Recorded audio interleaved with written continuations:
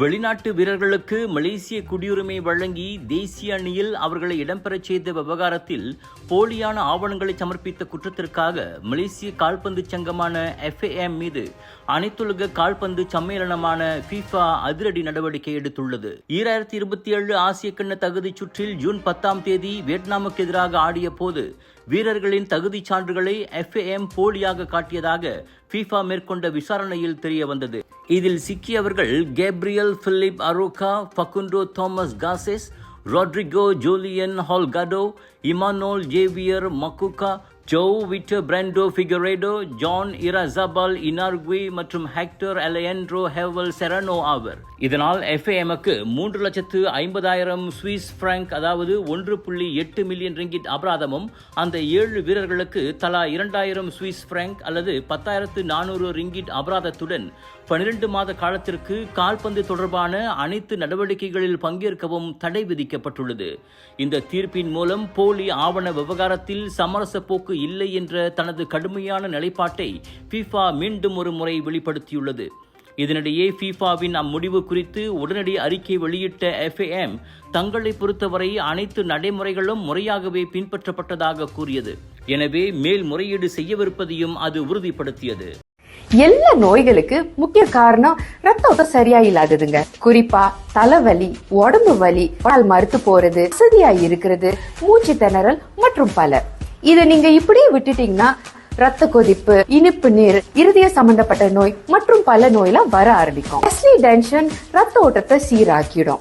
இது நவீன முறையில தயாரிக்கப்பட்டது. 10 ஆண்டுகளா மலேசியால பயன்படுத்துறாங்க. டெஸ்லி, உங்கள் ஆரோக்கியத்தின் நண்பன். கால்ஃப் பிரியர்களே, ஒரு நல்ல நோக்கத்திற்காக உங்கள் திறமையை காட்ட தயாராகுங்கள். வணக்கம் மலேசியா சேரிட்டி கால்ஃப் 2025 வரும் அக்டோபர் 3ஆம் தேதி Sungai Buloh club Rahman Putra மலேசியாவில் நடைபெற உள்ளது. டீ ஆஃப் மதியம் 1 மணிக்கு. QR கோட்டை ஸ்கேன் செய்து இப்போதே பதிவு செய்யுங்கள். வணக்கம் மலேசியா சேரிட்டி கால்ஃப் 2025, விருப்பமும் நோக்கமும் ஓரிடம் இணையும் களம். வணக்கம் மலேசியா, சமூகத்தை ஒன்றிணைக்கிறது. பேராக்கில் நேற்று ஒரு விடுமுறை உல்லாச பயணம் சோகத்தில் முடிந்தது. காலையில் தெலுபாத்தே கடலில் நீந்தச் சென்ற 60 வயது தனபாலன் திடீரென காணாமல் போனார். கடலில் இறங்கிய பின் அவர் காணாமல் போனதாக குடும்பத்தினர் புகார் அளித்திருந்தனர். அவர்கள் அங்கு விடுமுறைக்காக வந்திருந்ததுடன் சம்பவத்திற்கு முன் ஒரு பிரார்த்தனை நிகழ்ச்சியையும் நடத்தியிருந்தனர்.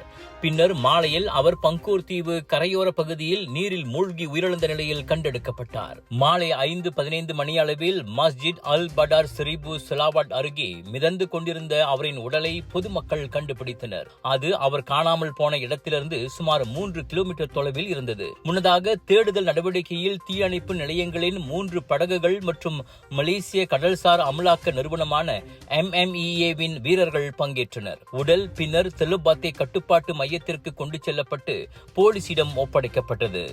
Sunshine Kids, the place where your kids shine, the fastest growing, award-winning, best preschool chain in the town. Welcome to our preschool, where learning meets fun. Our preschool provides a nurturing environment for young learners to thrive. www.sunshinekids.com.my. விலையோ மலிவு, செலவோ குறைவு, தரமோ உயர்வு, மனமோ நிறைவு. மக்களின் தேர்வு என்ரிகோஸ் முழு ஆடை சத்துள்ள பால்மாவு.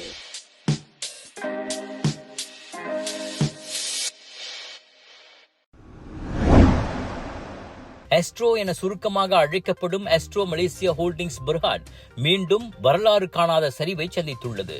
இவ்வாண்டின் 2ஆம் காலாண்டு வருவாய் ஏமாற்றம் அளித்ததால் அந்த துணைக்கோள ஒளிபரப்பு நிறுவனத்தின் பங்குகள் 13 சென்ட் வரை சரிந்து மொத்த மதிப்பு வெறும் 679 மில்லியன் ரிங்கிட்டாக குறைந்தது. சுமார் 8.7 மில்லியன் பங்குகள் பரிவர்த்தனை செய்யப்பட்டன.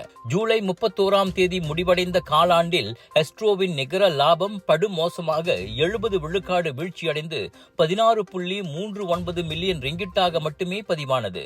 கடந்த ஆண்டின் இதே காலகட்டத்தில் அது 54 மில்லியன் ரிங்கிட்டாக இருந்தது. வருவாயும் 13 விழுக்காடு சரிந்து 683 மில்லியன் ரிங்கிட்டாக சுருங்கியுள்ளது. நெட்ஃபிளிக்ஸ், டிஸ்னி பிளஸ், ஹாட்ஸ்டார் போன்ற OTT தளங்களின் கடும் போட்டி, சட்டவிரோத ஸ்ட்ரீமிங் சாதனங்கள் மற்றும் இணைய உள்ளடக்கங்களின் சவால் போக விளம்பர வருமானமும் கடும் வீழ்ச்சியடைந்துள்ளதே எஸ்ட்ரோவின் இந்த நிலைக்கு காரணமாகும். இவ்வாண்டு இதுவரை அதன் பங்கு மதிப்பு 43.5 விழுக்காடு குறைந்துள்ளது. கடந்த 5 ஆண்டுகளில் அது மொத்தமாக 84 விழுக்காடு வீழ்ச்சி கண்டுள்ளது.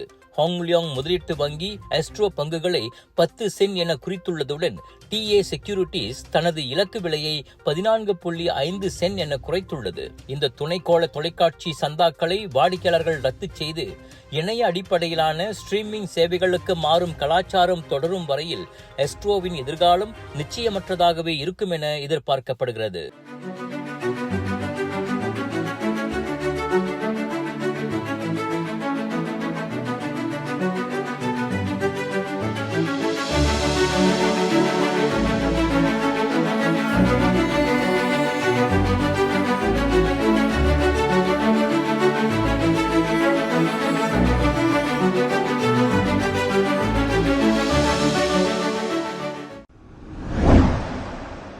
தாய்லாந்தில் நிகழ்ந்த அதிர்ச்சியூட்டும் சம்பவத்தில் 60 வயது நெதர்லாந்து நாட்டு ஆடவர் தனது பிக்கப் லாரியை பயன்படுத்தி ATM இயந்திரத்தையே இழுத்துச் சென்று திருட முயன்றபோது போலீசிடம் சிக்கினார்.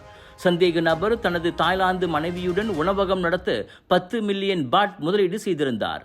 ஆனால் தொடர்ந்து ஏற்பட்ட நிதி சிக்கலால் தம்பதியருக்குள் அடிக்கடி சண்டை ஏற்பட்டது. இந்நிலையில் சம்பவத்தன்று இரவு நண்பரை சந்திக்கப் போகிறேன் என்று கூறி வீட்டை விட்டு சென்ற அந்த ஆடவர் நகரிலுள்ள ATM ஒன்றை திருட முயன்றார். எனினும் போலீசார் துரிதமாக சம்பவ இடத்துக்கு சென்று பிக்கப் லாரியின் பின்புறத்தில் சங்கிலியால் கட்டப்பட்ட ATM இயந்திரத்தை அசல் இடத்திலிருந்து சுமார் 20 மீட்டர் தூரத்தில் கண்டுபிடித்தனர். கைதானவர் மீது ஏற்கனவே திருட்டு, சொத்து சேதம் போன்ற குற்றச்சாட்டுகள் இருந்ததும் கண்டறியப்பட்டது. நீதிமன்றத்தில் குற்றம் நிரூபிக்கப்பட்டால் அவர் 7 ஆண்டுகள் சிறை தண்டனைக்கும் வேறு சில கூடுதல் தண்டனைகளுக்கும் ஆளாகலாம். ஜோர் சிங்கப்பூர் மக்களே, தீபாவளி கொண்டாட்டம் தொடங்கியாச்சு. The Commune exhibition hall level 1 Kulai Johor 24 இருந்து 28 செப்டம்பர் வரை கலர்ஸ் ஆஃப் இந்தியா வழங்கும் Johor global mega Deepavali expo. Deepavali shopping செய்ய ஒரே இடம். பாலிவுட், காலிவுட்டில் இருந்து லேட்டஸ்ட் டிசைன்கள், புத்தம் புதிய கலெக்ஷன்ஸ், ரகம் ரகமாய் பார்க்கவே பரவசமாகும் பூத்கள், வைரல் ஃபுட் ஃபெஸ்டிவலில் ரசிக்க ருசிக்க வகை வகையான சுவையான உணவுகள். தீபாவளி சேல் தொடங்கியாச்சு. The Commune exhibition hall Kulai ஜோரில். கால்ஃப் பிரியர்களே, ஒரு நல்ல நோக்கத்திற்காக உங்கள் திறமையை காட்ட தயாராகுங்கள். வணக்கம் மலேசியா சேரிட்டி கால்ஃப் 2025 வரும் அக்டோபர் 3ஆம் தேதி Sungai Buloh club Rahman Putra மலேசியாவில் நடைபெற உள்ளது. டீ ஆஃப் மதியம் 1 மணிக்கு. QR கோட்டை ஸ்கேன் செய்து இப்போதே பதிவு செய்யுங்கள். வணக்கம் மலேசியா சேரிட்டி கால்ஃப் 2025 விருப்பமும் நோக்கமும் ஓரிடம் இணையும் களம். வணக்கம் மலேசியா சமூகத்தை ஒன்றிணைக்கிறது. இந்தியாவின் இரும்பு மனிதர் என்று அழைக்கப்படும் பிரபல தற்காப்பு கலை வீரர் விஸ்பி கராடி மீண்டும் உலகை வியக்க வைத்துள்ளார். அண்மையில் பஞ்சாப் மாநிலத்தில் நடைபெற்ற நிகழ்ச்சியில் அவர் 261 கிலோகிராம் அல்லது 575.4 பவுண்ட் எடையிலான ஹெர்க்யூலிஸ் தூண்களை 67 வினாடிகளுக்கு தாங்கி பிடித்து கின்னஸ் உலக சாதனை படைத்தார். இது அந்த பிரிவில் ஆண் போட்டியாளர்கள் அதிகபட்சமாக எடை தாங்கிய உலக சாதனை என தற்போது கின்னஸ் புத்தகத்தில் அதிகாரப்பூர்வமாக பதிவு செய்யப்பட்டுள்ளது. 261 கிலோகிராம் என்பது ஒரு துருவ கரடியின் பாதி எடைக்கு சமமாகும். இது விஸ்பி கராடியின் 17வது கின்னஸ் சாதனையாகும். இதனை இந்திய ஆயுதப்படைகளுக்கு அர்ப்பணிப்பதாக அவர் நிகழ்ச்சியுடன் தெரிவித்தார். கராடி முன்னதாக 2019 இரும்பு கம்பிகளை கழுத்தால் வளைத்தும் 2022 ஆணிப்படுக்கையில் படுத்தபடி 528 கிலோகிராம் கான்கிரீட் கல்லை உடைத்தும் 2025 1819 கிலோகிராம் எடையை தாங்கியும் பல கின்னஸ் சாதனைகளை படைத்துள்ளார். அவரின் அபார உடல் வலிமை மீண்டும் ஒருமுறை உலகளவில் பாராட்டை பெற்றுள்ளதாக இந்திய ஊடகங்களும் சமூக வலைத்தளங்களும் கொண்டாடுகின்றன. ஜிஎம் இந்தியன்ஸ் வழங்கும் நகரசு மிலான் குளோபல் மெகா தீபாவளி எக்ஸ்போ 24 இருந்து 28 செப்டம்பர் வரை Seremban Prima Seremban opposite KTM station ஸ்ராம்பானில் பிரம்மாண்டமாக நடக்க இருக்கிறது. தீபாவளிக்கான அனைத்தும் ஒரே இடத்தில். பலகாரங்கள், decoration items, Punjabi suits, saris, சிறியவர்கள் முதல் பெரியவர் வரை அனைவருக்கும் ஒரே இடத்தில் ஷாப்பிங் செய்யலாம். ஹோல்சேல் விலையில் 80% வரை டிஸ்கவுண்ட். வைரல் ஃபுட் ஃபெஸ்டிவலில் 100 விதமான உணவுகள் உங்களுக்காக காத்திருக்கு. ஸ்ராம்பான் பிரீமா ஸ்ராம்பான் நகர சம்பிலானி தீபாவளி சேல். கால்ஃப் பிரியர்களே, ஒரு நல்ல நோக்கத்திற்காக உங்கள் திறமையை காட்ட தயாராகுங்கள். வணக்கம் மலேசியா சேரிட்டி கால்ஃப் 2025 வரும் அக்டோபர் 3ஆம் தேதி Sungai Buloh club Rahman Putra மலேசியாவில் நடைபெற உள்ளது. டீ ஆஃப் மதியம் 1 மணிக்கு. QR கோட்டை ஸ்கேன் செய்து இப்போதே பதிவு செய்யுங்கள். வணக்கம் மலேசியா சேரிட்டி கால்ஃப் 2025 விருப்பமும் நோக்கமும் ஓரிடம் இணையும் களம். வணக்கம் மலேசியா சமூகத்தை ஒன்றிணைக்கிறது.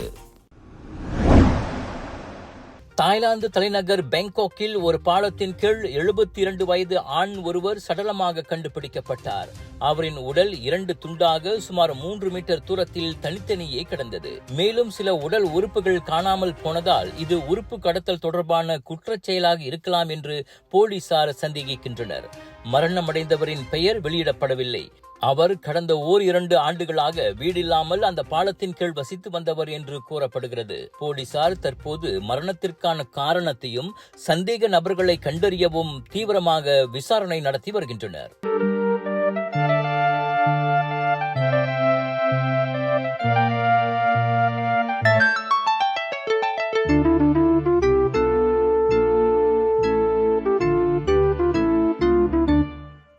கால்ஃப் பிரியர்களே, ஒரு நல்ல நோக்கத்திற்காக உங்கள் திறமையை காட்ட தயாராகுங்கள். வணக்கம் மலேசியா சேரிட்டி கால்ஃப் 2025 வரும் அக்டோபர் 3ஆம் தேதி Sungai Buloh club Rahman Putra மலேசியாவில் நடைபெற உள்ளது. டீ ஆஃப் மதியம் 1 மணிக்கு. QR கோட்டை ஸ்கேன் செய்து இப்போதே பதிவு செய்யுங்கள். வணக்கம் மலேசியா சேரிட்டி கால்ஃப் 2025 விருப்பமும் நோக்கமும் ஓரிடம் இணையும் களம். வணக்கம் மலேசியா சமூகத்தை ஒன்றிணைக்கிறது.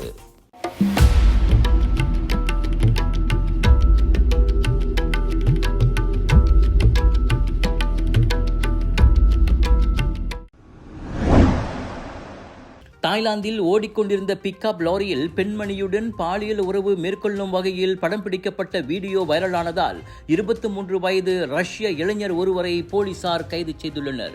ஜார்ஜி என அடையாளம் கோரப்பட்ட அவர் நாட்டை விட்டு வெளியேற சுவர்ணபூமி அனைத்துலக விமான நிலையத்தில் முயன்றபோது பிடிபட்டார்.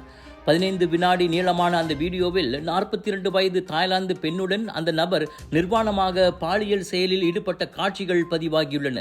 போலீசார் நடத்திய விசாரணையில் 1000 பாட் பணம் கொடுத்து தன்னை அந்த ஆபாச காட்சிக்கு பயன்படுத்தியதாகவும் அது ரஷ்ய பார்வையாளர்களுக்காக படமெடுக்கப்பட்டதாகவும் அப்பெண் தெரிவித்தார். ஜார்ஜி ஓர் ஆபாச வீடியோ தயாரிப்பாளர் எனவும் அவர் மீது பொது இடத்தில் அநாகரிகமாக நடந்து கொண்ட குற்றச்சாட்டு சுமத்தப்பட்டுள்ளதாகவும் போலீசார் தெரிவித்தனர். மேலும் அந்த வீடியோவை இணையத்தில் பகிர்ந்து லாபம் ஈட்டியிருந்தால் இணைய குற்றச்சாட்டு சட்டத்தின் கீழும் வழக்கு தொடரப்படும்.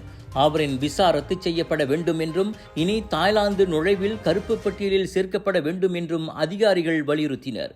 இந்த சம்பவம் சமூக வலைத்தளங்களில் கடும் கோபத்தை ஏற்படுத்தி நாட்டின் புகழை காக்க கடுமையான நடவடிக்கை எடுக்க வேண்டும் என்றும் மக்கள் கோரிக்கை விடுத்துள்ளனர்.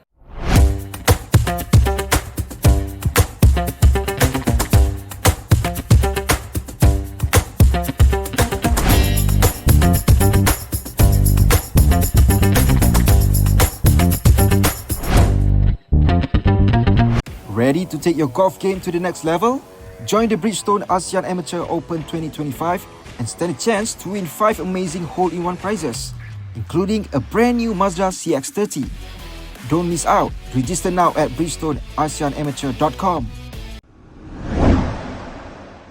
லண்டன் முதல் வாஷிங்டன் வரை, டொரண்டோ முதல் ஆம்ஸ்டர்டம் வரை உலகம் முழுவதும் எலிகளின் தொல்லை பெரும் விஸ்வரூபமாக உருவெடுத்து வருகிறது. சயின்ஸ் அட்வான்சஸ் இதழில் வெளியிடப்பட்ட ஆய்வில் நகர எலி நிபுணர் டாக்டர் மோபி காரிகன் வட அமெரிக்காவைச் சேர்ந்த 16 நகரங்களை ஆய்வு செய்தார். அதில் 11 நகரங்களில் எலிகளின் எண்ணிக்கை கடந்த 7 முதல் 17 ஆண்டுகளில் கடுமையாக அதிகரித்துள்ளன. வாஷிங்டனில் 400 விழுக்காடு, சான் பிரான்சிஸ்கோவில் 300 விழுக்காடு, டொரண்டோவில் 180 விழுக்காடு, நியூயார்க்கில் 160 விழுக்காடு என எலி தொகை பெருக்கம் அதிர்ச்சி அளிக்கும் வகையில் பதிவாகியுள்ளது. இங்கிலாந்தில் மட்டும் எலி எண்ணிக்கை 1 கோடி முதல் 12 கோடி வரை இருக்கலாம் என்று கணிக்கப்பட்டுள்ளது. டோக்கியோ, நியூ ஆர்லியன்ஸ் உள்ளிட்ட சில நகரங்களில் மட்டுமே எலிகளின் எண்ணிக்கை சற்றே குறைவாகியுள்ளது. ஆய்வில் வெப்பநிலை உயர்ந்த நகரங்களில் எலிகள் அதிகரிப்பு தெளிவாக காணப்படுகிறது என்று குறிப்பிடப்பட்டுள்ளது.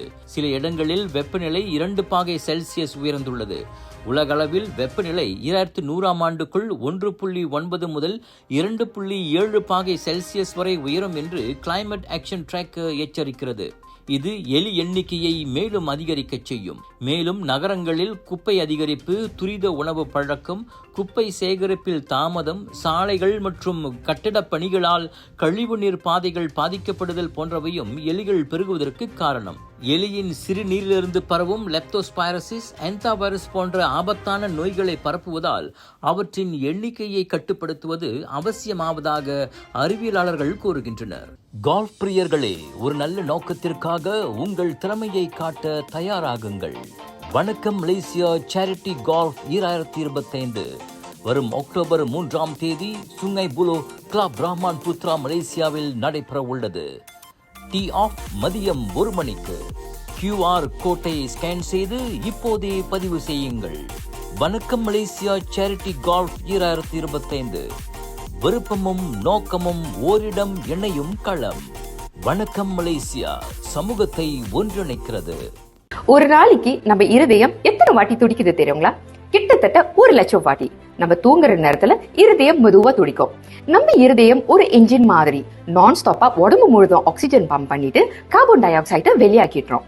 ரத்த ஓட்டம் இருதயத்துக்கு சீரா இல்லைன்னா பல பிரச்சனைகள் வர ஆரம்பிக்கும். உயர் ரத்த கொதிப்பு, இருதய சம்பந்தப்பட்ட நோய்கள் மற்றும் பல. டெஸ்லி டென்ஷனோட மகிமை ரத்த ஓட்டத்தை சீராக்கிடும், இருதயத்தின் சுமையை குறைக்கும். டெஸ்லி, உங்கள் ஆரோக்கியத்தின் நண்பன்.